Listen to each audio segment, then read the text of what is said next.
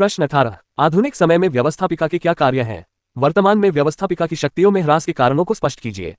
अथवा व्यवस्थापिका के मुख्य कार्य क्या हैं? आज व्यवस्थापिका कम शक्तिशाली क्यों हो गई है? अथवा आधुनिक विधानमंडल या व्यवस्थापिका के कार्य बताइए। अथवा सरकार के एक अंग के रूप में व्यवस्थापिका की भूमिका का मूल्यांकन कीजिए। अथवा विधानमंडल के मुख्य कार्यों का वर्णन कीजिए। ये कार्यपालिका पर कैसे नियंत्रण रखता है? अथवा वर्तमान प्रजातंत्र में व्यवस्थापिका के प्रमुख कार्यों एवं शक्तियों का उल्लेख कीजिए। उत्तर प्रस्तावना सरकार के कार्यों को 3 भागों में विभाजित किया जा सकता है। 1 कानून बनाना, 2 उन्हें लागू करना तथा 3 पालन न करने वालों को दंडित करना।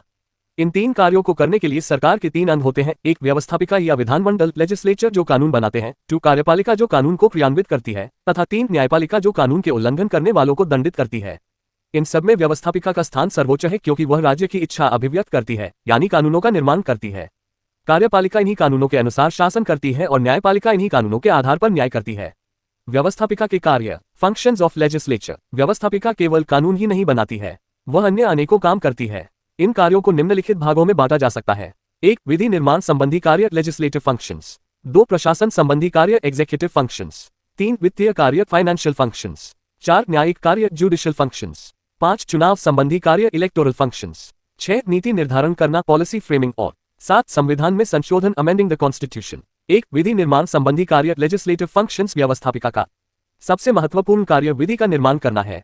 कानून जनता की इच्छा को अभिव्यक्त करते हैं। व्यवस्थापिका नए कानूनों का निर्माण करती है और पुराने कानूनों को परिस्थिति के अनुसार संशोधित करती है। किंतु आधुनिक युग में कानून बनाने का कार्य काफी प्राविधिक टेक्निकल होने के कारण विधेयकों का मसविदा विशेषज्ञों द्वारा तैयार किया जाता है। व्यवस्थापिका उन पर विचार करती है और ये देखती है कि वे जनहित में हैं या नहीं। यदि वे जनहित में हैं तो वह उनको पारित कर देती है।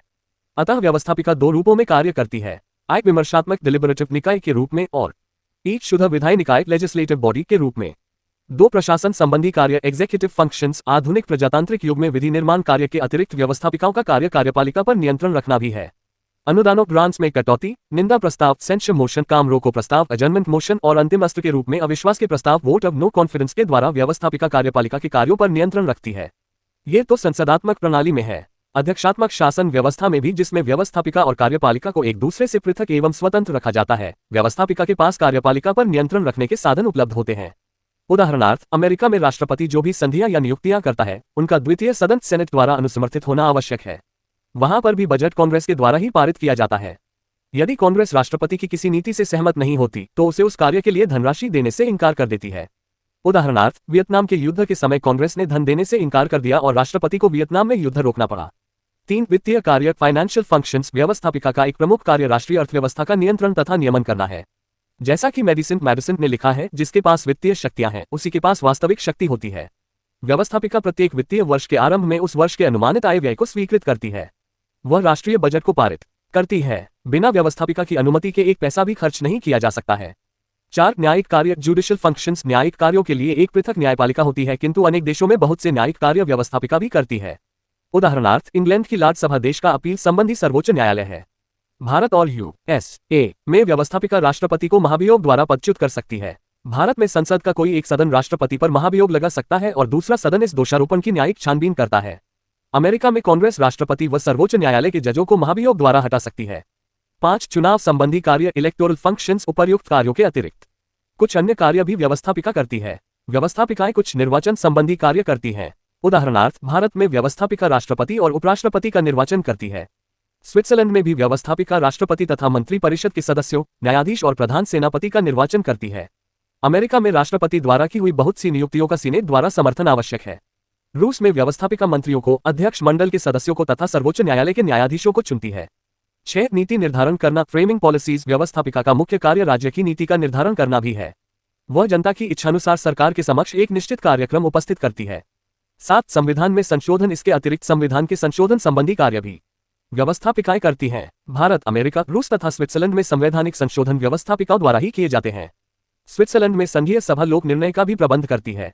इस प्रकार हम देखते हैं कि व्यवस्थापिका का कार्य क्षेत्र अत्यंत व्यापक है, किंतु आधुनिक युग में इसके कार्य सैद्धांतिक रूप में ही हैं। दल के अनुशासन की वजह से मंत्री परिषद के अधिकार अप्रत्याशित रूप से बढ़ गए हैं। दूसरे व्यवस्थापिका के सदस्य देश के मामलों का पर्याप्त ज्ञान नहीं रखते, अतः उनका कार्य केवल हाथ उठाना रहा है। इन्हीं सब कारणों से आधुनिक युग में व्यवस्थापिकाओं का महत्व घट रहा है। व्यवस्थापिका की शक्ति में ह्रास और कार्यपालिका की शक्ति में वृद्धि के कारण सरकार के तीनों अंगों में व्यवस्थापिका का स्थान अत्यंत महत्वपूर्ण समझा जाता है, क्योंकि व्यवस्थापिका द्वारा निर्मित कानूनों के आधार पर ही कार्यपालिका शासन करती है तथा न्यायपालिका न्याय प्रदान करती है। इस प्रकार व्यवस्थापिका शासन का मूल आधार है। इसके अतिरिक्त व्यवस्थापिका जनता द्वारा निर्वाचित संस्था है। ये जन आकांक्षाओं का प्रतिनिधित्व करती है। इस कारण भी लोकतंत्र में इसका बहुत अधिक महत्व होना नितांत स्वाभाविक है। किंतु इसके बावजूद वर्तमान समय में ये देखा जा रहा है कि व्यवस्थापिका की सत्ता तथा उसका सम्मान कम होता जा रहा है और कार्यपालिका की सत्ता बढ़ती जा रही है। व्यवस्थापिका की सत्ता के ह्रास और कार्यपालिका की सत्ता में वृद्धि के प्रमुख कारण निम्नलिखित हैं। 1. साधारण योग्यता के व्यक्तियों का चुनाव। व्यवस्थापिका के सदस्य प्रत्यक्ष निर्वाचन के आधार पर चुने जाते हैं। सामान्यतया अधिक योग्यता वाले व्यक्ति चुनाव के पचड़े में पड़ना नहीं चाहते, अतः बहुत कम योग्यता वाले व्यक्ति और पेशेवर राजनीतिज्ञ व्यवस्थापिका में चुनकर आ जाते हैं। ये कम योग्य व्यक्ति अपने कार्यों तथा आचरण से व्यवस्थापिका की गरिमा को कम करते हैं। 2. कार्यपालिका के कार्यों में अत्यधिक वृद्धि। वर्तमान समय में प्रायः सभी प्रजातांत्रिक देशों में राज्य के द्वारा अनिवार्य कार्यों के साथ साथ ऐसे अनेक कार्य किए जाते हैं जो जनता के हित में हो।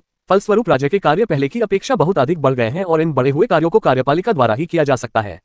अतः व्यवस्थापिका की शक्तियों में निरंतर कमी और कार्यपालिका की शक्तियों में वृद्धि होती जा रही है। 3. दलीय पद्धति। दलीय पद्धति के विकास ने भी व्यवस्थापिका की शक्ति में कमी और कार्यपालिका की शक्ति में वृद्धि कर दी है। संसदात्मक लोकतंत्र में बहुमत दल के समर्थन पर टिकी हुई कार्यपालिका बहुत अधिक शक्तियां प्राप्त कर लेती है। 4. प्रदत्त व्यवस्थापन। वर्तमान समय में कानून निर्माण का कार्य बहुत अधिक बढ़ जाने और इस कार्य के जटिल हो जाने के कारण व्यवस्थापिका के द्वारा अपनी ही इच्छा से कानून निर्माण की शक्ति कार्यपालिका के विभिन्न विभागों को सौंप दी जाती है। इसे ही प्रदत्त व्यवस्थापन कहते हैं और इसके कारण व्यवस्थापिका की शक्तियों में कमी तथा कार्यपालिका की शक्ति में वृद्धि हो गई है। 5. आधुनिक समस्याओं की तकनीकी जटिलता। वर्तमान समय में राज्य को बहुत अधिक जटिल समस्याओं का सामना करना होता है और इन समस्याओं को हल करने के लिए जिस विशेष ज्ञान, अनुभव और योग्यता की आवश्यकता होती है वे कार्यपालिका के सदस्यों के पास ही होते हैं, व्यवस्थापिका के सामान्य योग्यता वाले सदस्यों के पास नहीं। 6. नियोजन व्यवस्थाएं। वर्तमान समय में अधिकांश प्रगतिशील राज्यों द्वारा आर्थिक विकास के लिए नियोजन प्लानिंग की पद्धति को अपनाया गया है और इस पद्धति के अंतर्गत योजनाएं तैयार करने व इन्हें कार्य रूप में परिणत करने का कार्य कार्यपालिका के द्वारा ही किया जाता है। अतः व्यवस्थापिका की शक्तियों में कमी और कार्यपालिका की शक्तियों में वृद्धि हो गई है। 7. व्यवस्थापिका पर मंत्रिमंडल का हावी होना। संसदीय व्यवस्था में मंत्रिमंडल का निर्माण व्यवस्थापिका में से होता है और कहने के लिए वह व्यवस्थापिका के प्रति उत्तरदायी होता है, किंतु व्यवहार में अपने बहुमत के बल पर तथा दलीय अनुशासन के नाम पर सत्तारूढ़ मंत्रिमंडल व्यवस्थापिका पर हावी रहता है। वर्तमान समय में व्यवस्थापिका द्वारा अविश्वास का प्रस्ताव पास करने की शक्ति तो केवल कहने भर के लिए है, अधिक वास्तविक तो मंत्रिपरिषद द्वारा व्यवस्थापिका को विघटित करने की शक्ति है। इस स्थिति के कारण व्यवस्थापिका मंत्रिमंडल की एक कठपुतली बनकर रह गई है। 8. सशस्त्र सेनाओं पर कार्यपालिका का नियंत्रण। आधुनिक प्रजातांत्रिक युग में विशाल एवं सुसज्जित सेनाएं प्रत्येक देश की सुरक्षा हेतु आवश्यक बन चुकी हैं। इन्हें लोकतंत्र में नागरिक सत्ता के अधीन मुख्य कार्यपालिका के अधीन रखा जाता है। कार्यपालिका प्रधान इनका सर्वोच्च सेनापति होता है, इसलिए ये सशस्त्र बल अपने सेनापति के प्रति वफादार तथा जवाबदेह होते हैं।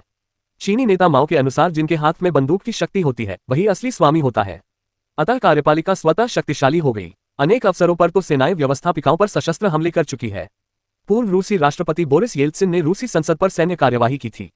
पाकिस्तान में जनरल परवेज मुशर्रफ ने भी सैन्य कार्यवाही द्वारा सत्ताहरण के समय संसद पर कब्जा कर लिया था।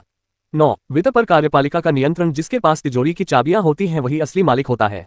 वित्त पर कार्यपालिका का पूर्ण नियंत्रण होता है। कार्यपालिका ही विभिन्न मदों पर आय व्यय निर्धारित करती है, बजट बनाती है। व्यवस्थापिका उसे मात्र स्वीकृत करती है, यदि वह नहीं भी करे तो कोई बात नहीं। व्यवस्थापिकाएं स्वयं अपने खर्चे, वेतन भत्ते, सुविधाएं आदि के लिए कार्यपालिका पर ही निर्भर हैं।